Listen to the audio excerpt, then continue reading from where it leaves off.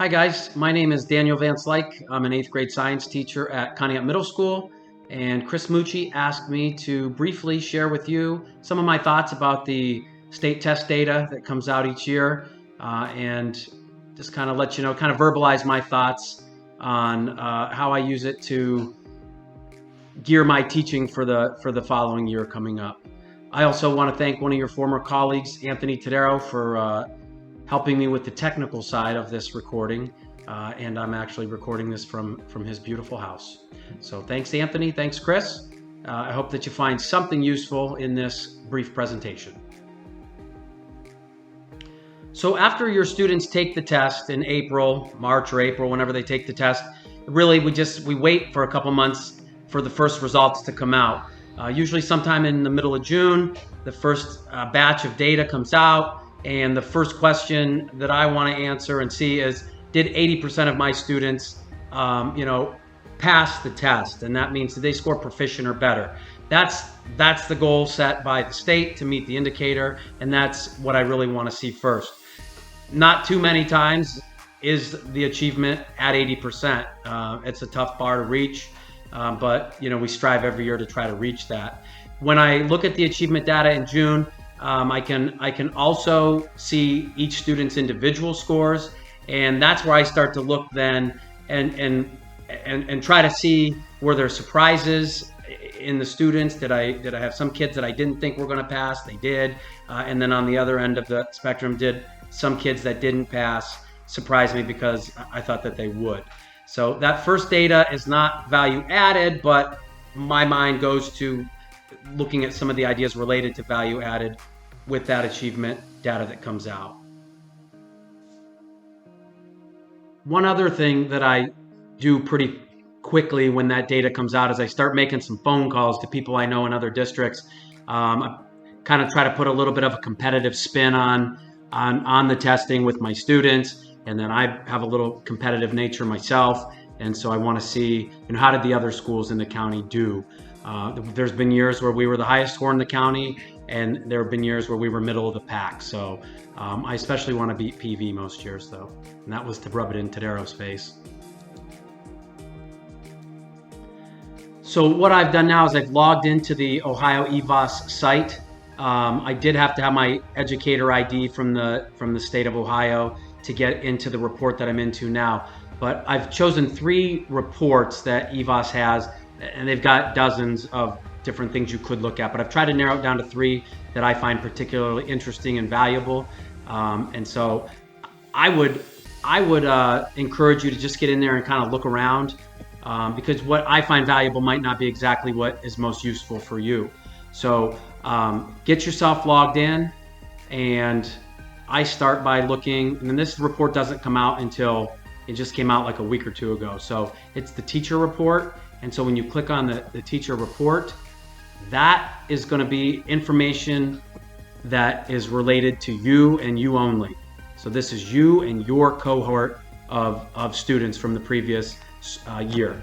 So you can see a graph here, and the expected growth, what the state has set, the expected growth is this line here. Anything beyond that is a good thing. Anything short of that, there's work to do. But this is kind of the big picture of your entire cohort averaged together. And another way that I think about this teacher report, it's kind of like a coach that goes back and looks through the old game stats. I mean, there's really nothing I can do. This is data from previous year's tests, so there's nothing I can do to change this data. I can just hope to use it in a valuable way moving forward to see if there's any trends or if I can glean anything from this that will help me in the future. So whereas this screen is the whole group on average, if you click on this tab here, Teacher Diagnostic Summary, this is kind of where we start to drill down and group the kids by achievement level. And so they've got this into 3 groups, high, middle, and low. And you can kind of see, and you can look at the table of information too, but you can kind of see what the students' growth was by achievement group. And so this gives me a chance to look and see, okay, I had some growth with my lowest kids, more growth with my middle group. I had the most growth with the high group. So was I doing something different with the high group that I wasn't doing with the low group? Or this gives me a chance to look and see, do I need to do more intervention with the low group? Just kind of a chance to reflect on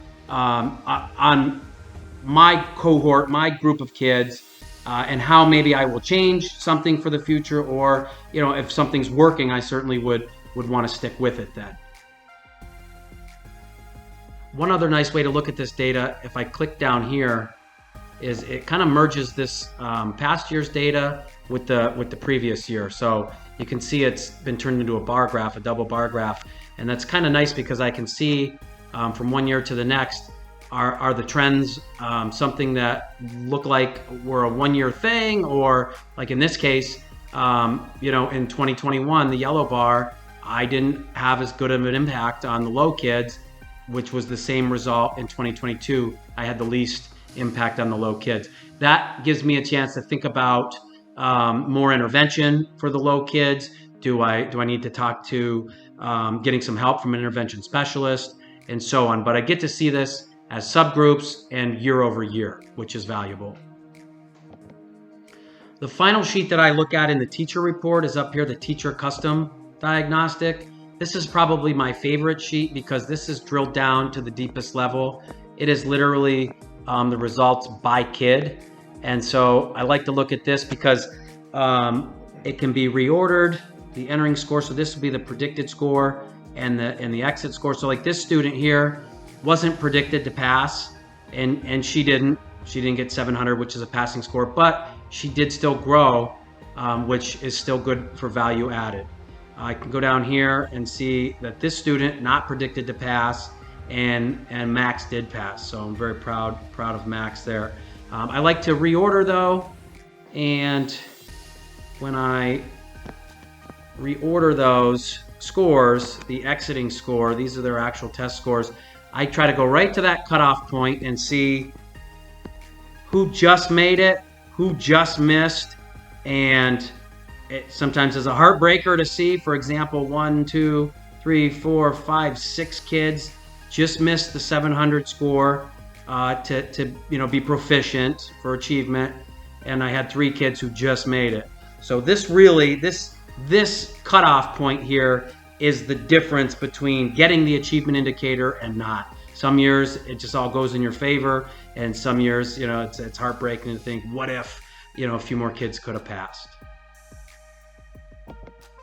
The next report that I like to look at, if I click under reports here, is called the decision dashboard. And when I click on that, what that is, it's a school-wide look at value added, and it's broken down into quintiles, which I think is extremely valuable. This really lets me start to dial in on trends in my teaching, the need for intervention or enrichment. And so if you look, for example, if these are my results here, I see that 1, which is my lowest kids, 5, my highest kids, according to the color chart down here at the bottom, the green is evidence that the school students, they made the expected growth. The blue is significant growth, and so that's a great thing. But what I would say in this case is that I am losing both ends. I'm probably teaching to the middle, groups 2, 3, and 4, maybe missing a little bit for the low kids, maybe a little more intervention, missing a little bit for the high kids, with a little more enrichment. So it gives me another chance too to look at my entire school. So I teach 8th grade. So this column here is 8th grade ELA, 8th grade math, 8th grade science, and overall really strong value-added scores. And so if these same students are doing well in one subject and not another, that would then be a chance for me to maybe try to evaluate why the student's struggling in my class but doing well in the other subject areas. So the decision dashboard, it's that school-wide look, color-coded pie charts and table of information, very valuable, and possibly the most valuable information if you're just looking for a snapshot, an overall snapshot of your effect on the kids. The third and final report that I like in EVAAS that I look at is really now it's kind of getting away from last year's results, kind of moving on now, turning the page and moving on to your current cohort of kids. So under reports, there's something called projection summaries. I click on those and I again teach 8th grade, and I'll go to 8th grade science. I choose the proficient because this is going to be the state's prediction really, or the chances for each kid of being proficient on the 8th grade science test this year. What the state does is breaks the kids into 3 groups based on the data from their past testing, their past state testing. And these kids coming to me are new to me. I don't really know these kids as students. And so this projection summary gives me a really good starting point on where my kids are based on their past results. And so the 3 groups are this greater than 90%. Those kids are on target to pass the test. We've got this middle group between 50 and 90%. Those kids are at risk, especially the closer they are to 50%, the less likely the state believes that they will pass the test and be proficient. And then you've got this group here, less than 50%, and those are the ones really that a lot of those kids are the ones who don't end up passing as far as achievement goes. I like this screen because it does breaks the kids down. I can click on these numbers and see the list of actual kids, which I will in a minute, but it also gives me the percentage of kids who are in each of these categories. The first group of kids I'll click on is this greater than 90%. And so when I click on this, it gives me each student's name. And if I scroll over, it gives me the achievement probability. So this student, Jackson here, has a 99.7% chance of being proficient on this test based on his previous test taking success. And I can kind of scroll down and I can see that there's 99.9. These kids on this list, these kids are going to pass. Almost 100% of these kids will pass the test as proficient. Now, that doesn't mean that they're all going to get value added, because with this high percentage chance of passing, the state knows they're going to pass, and I know that they're going to pass as well. But these are the kids who need to score in the accelerated and advanced levels, not just proficient. If you have a chance of, if you want a chance of having good value added, these kids had better be in the accelerated and advanced groups. The next group, the at-risk kids between 50 and 90%, when I click on that list, and what's nice, I can reorder this too. And so that's kind of nice because I can see which kids are at the 50%, like this student 50.6, and all the way down then to the kids who are almost 90%. So I can kind of look at that list of students. Historically, for me, these kids, almost all of these kids do pass the test. But these are the kids who, if they show up and have a bad day, or they're just not feeling it, you lose some low-hanging fruit. And it's these are the ones on this list at the end of the year when I look at who passed and who didn't. Boy, these are the ones I kick myself for letting them slip through the cracks, because the majority of these students will pass, but you get a few surprises out of this group if you're not careful.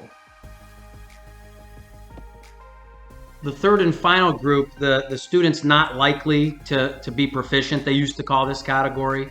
And so you see 40 of my kids this year going into the test have a less than 50% chance, according to the state, of being proficient. And so when I look at this list, I can see who's going to struggle, and it might not be realistic for them to pass the test, but I certainly can get value added out of these students. So they all can pull their weight in their own way. Now, when I look back at previous years, it's usually the kids that are about at the 30 to 50% mark, that those are the ones who are really going to determine whether or not the indicator of 80% of your students pass the test.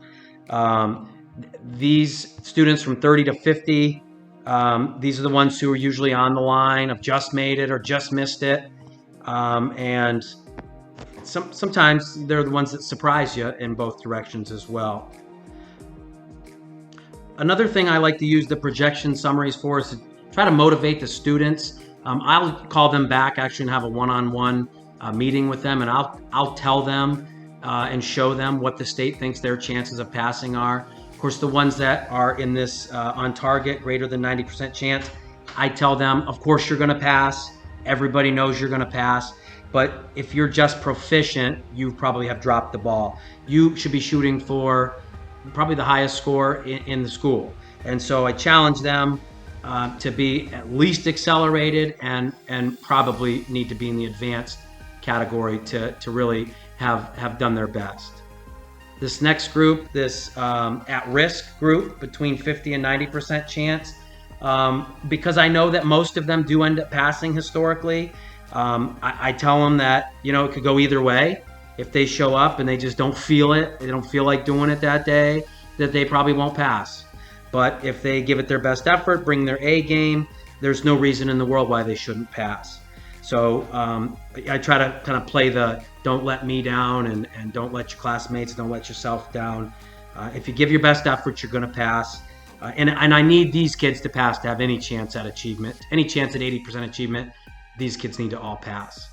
This final group here, this less than 50%, I know that these kids, some are going to struggle, some just aren't going to be proficient, and that's just the way it is. I encourage them to stay focused, give it their best bet.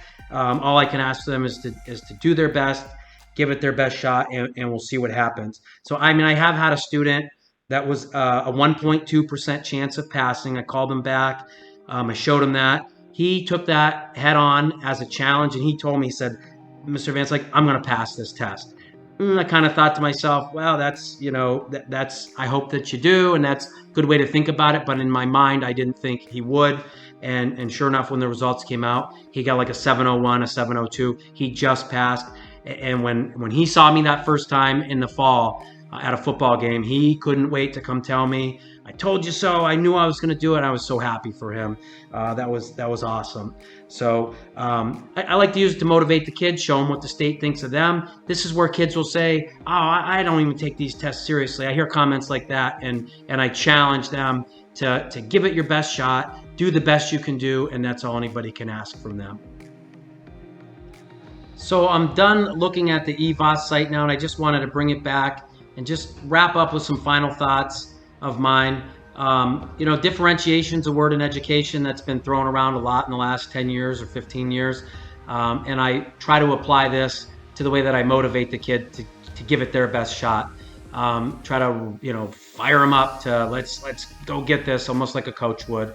So some students, they're already motivated. They're intrinsically motivated. Nothing I can say to them that's going to get a better effort out of them. And if every kid could be like that, boy, what a world we'd have.